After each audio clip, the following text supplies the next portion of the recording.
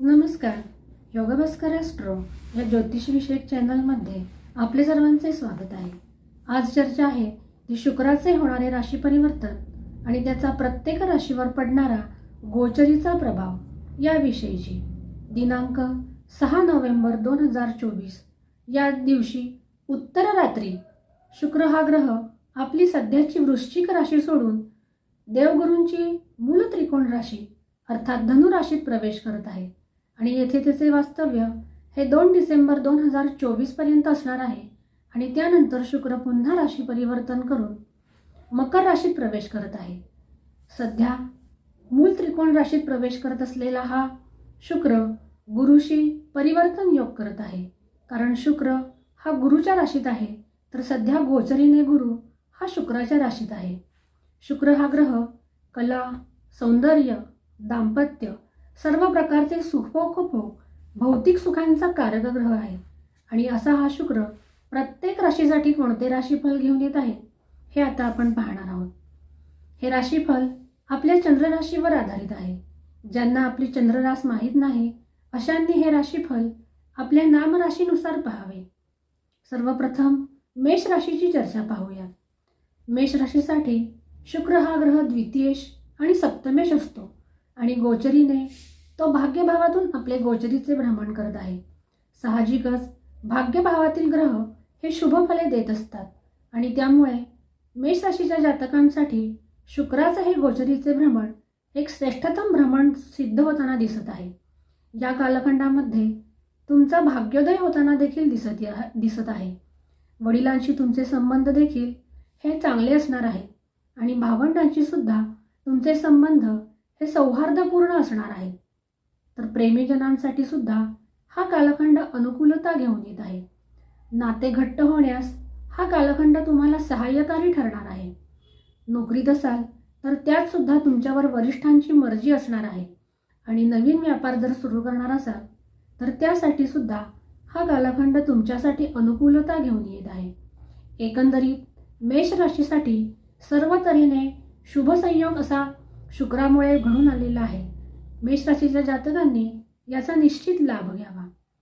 तर वृषभ राशीच्या जातकांसाठी शुक्र हा ग्रह लग्नेश आणि षष्ठेश आहे आणि असा हा शुक्र गोचरीने अष्टम भावातून आपले गोचरीचे भ्रमण करत आहे. षष्ठ भाव आणि अष्टम भाव हे अवयोगाचे भाव आहे.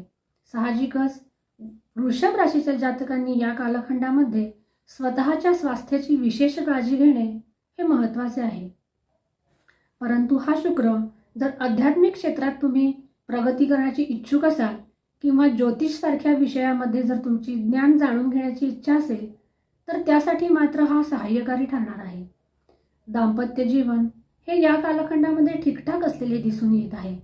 त्यामध्ये छोट्या मोठ्या कुरबुरी होतील परंतु त्याचे पर्यवसन मोठ्या भांडणात होणार नाही. तसेच जोडीदाराच्या स्वास्थ्याची या कालखंडामध्ये विशेष काळजी घेणे हे देखील महत्त्वाचे आहे. कामाच्या ठिकाणी हा शुक्र तुम्हाला उत्तम साथ देताना दिसत आहे. तसेच आकस्मिक धनलाभाचे योग देखील या कालखंडात जुळून येण्याची शक्यता आहे.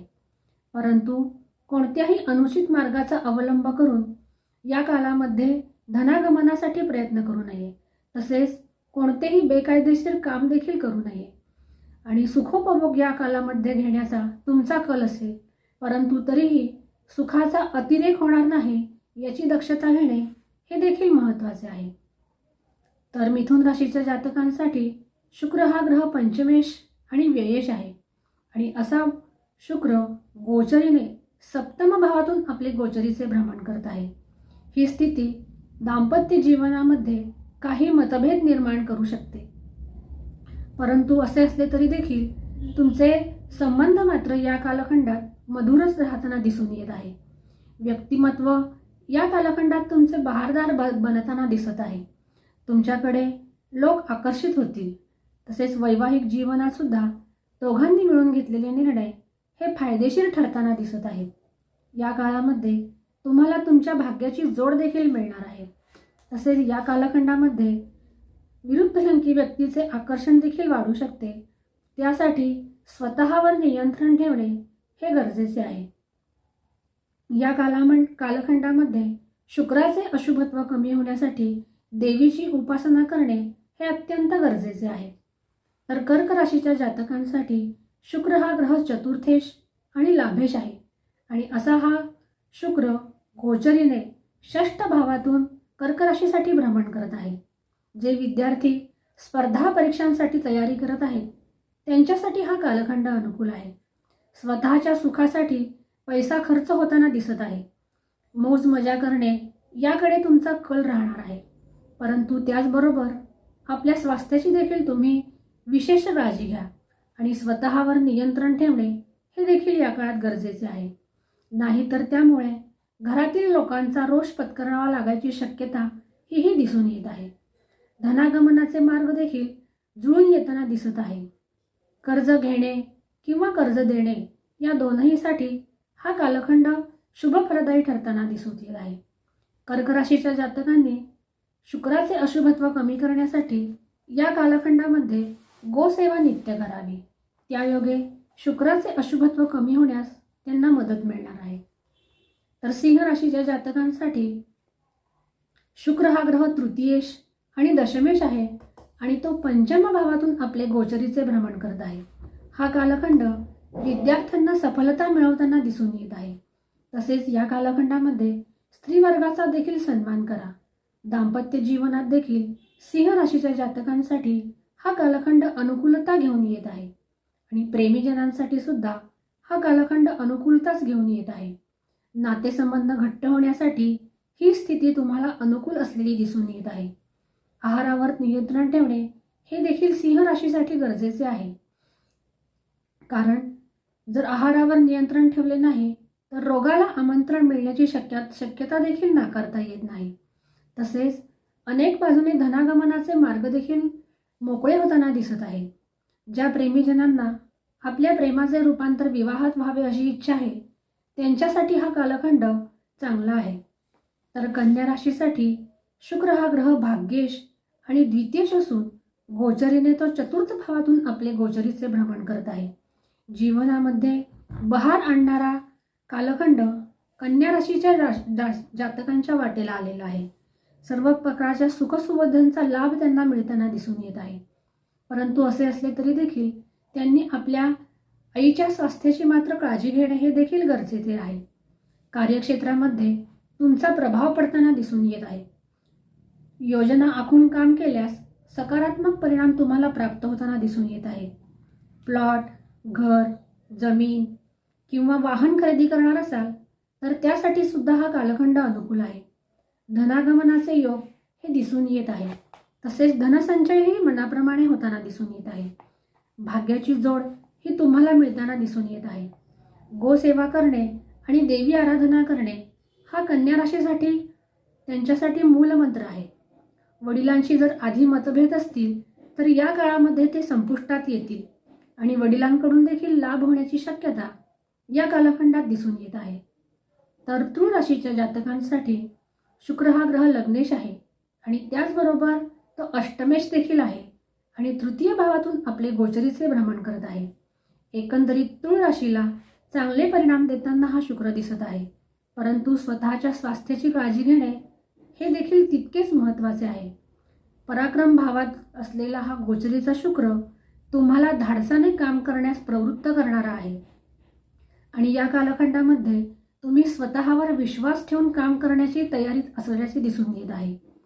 तुम्ही ठरवलेली कामे देखील योग्य वेळेत पूर्ण होताना दिसत आहे. तसेच मोठ्या प्रवासाचे योग हे तुम्हाला आलेले दिसून येत आहे. तसेच स्वदेशात आणि परदेशात अशा दोनही ठिकाणी तुम्हाला कार्यक्षेत्रामध्ये लाभ होताना दिसून येत आहे. एकंदरीत तुळ राशीसाठी हा एक आनंददायी कालखंड असेच तुळ राशीचे वर्णन करावे लागेल. प्रेमीजनांसाठी किरकोळ मतभेद होण्याची शक्यता दिसून येत आहे. नात्यामध्ये किरकोळ मतभेद होताना दिसून येतील, परंतु दाम्पत्य जीवनात त्याचा नकारात्मक परिणाम मात्र पडताना दिसून येत नाही. हा कालखंड तुमच्या मानसन्मानामध्ये वृद्धी करणारा आहे. जीवनसाथीचा सहयोग तुम्हाला या कालखंडात मिळणार आहे. नोकरी आणि सरकारी क्षेत्रात किंवा व्यवसायात दोन्ही साठी हा कालखंड तुम्हाला अनुकूलता देणारा आहे आणि नवीन व्यापार सुरू करण्यासाठी सुद्धा हा शुक्र तुम्हाला अनुकूल आहे. तसेच तुमचे प्रवास देखील लाभप्रद सिद्ध होताना दिसत आहे. या काळामध्ये शुक्राचे अशुभत्व कमी करण्यासाठी त्यांनी शंकराची उपासना केल्यास त्यांना शुक्राचे अशुभ फले मिळण्यास ही मदत मिळणार आहे. तर वृश्चिक राशीच्या जातकांसाठी शुक्र हा ग्रह सप्तमेश, त्याचबरोबर तो व्ययेश आहे आणि गोचरीने तो द्वितीय भावातून आपले गोचरीचे भ्रमण करत आहे. द्वितीय भाव हा घराचा, कुटुंबाचा आणि पैतृक धनसंपत्तीचा भाव आहे. शुक्राला 12व्या भावाचा दोष लागत नाही. त्यामुळे वृश्चिक राशीच्या जातकांना सुद्धा शुक्राचे हे भ्रमण अनुकूल सिद्ध होण्यास मदत मिळणार आहे. भागीदारीत जर व्यवसाय करत असाल तर त्यासाठी हा कालखंड तुमच्यासाठी अनुकूल आहे. धनागमनाचे योग देखील जुळताना दिसून येत आहे, परंतु धनसंचय होताना मात्र दिसत नाही. कारण हा कालखंड तुम्ही स्वतःवर खर्च करण्यासाठीचा आहे. त्यामुळे स्वतःवर नियंत्रण ठेवणे हे देखील गरजेचे आहे, अन्यथा खर्चामध्ये वाढ होण्याची देखील शक्यता आहे.